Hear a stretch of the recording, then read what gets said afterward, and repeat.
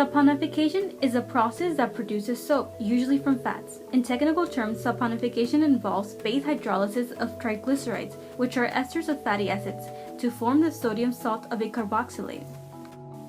Step 1.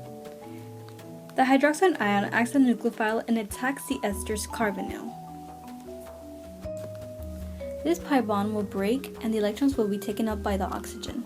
Now we have formed this intermediate. Step 2. Proton transfer from water to tetrahedral intermediate. The electrons in a negatively charged oxygen of our intermediate will deprotonate water.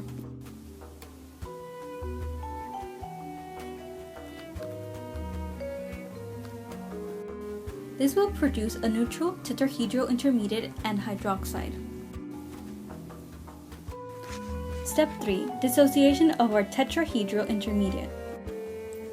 This hydroxide ion will deprotonate our intermediate.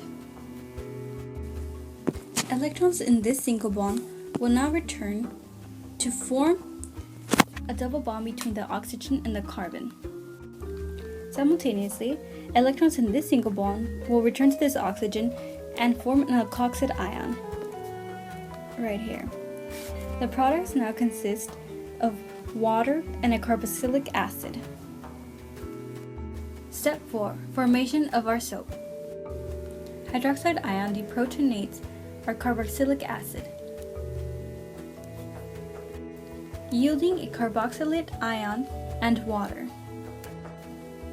The hydrophobic regions of our carboxylate ion interact with oils, adding up to form a soap missile. The surface of the missile contains the carboxylic end, which is hydrophilic or water-loving, and will interact with water. Thus, the nonpolar dirt are emulsified and washed away in polar water.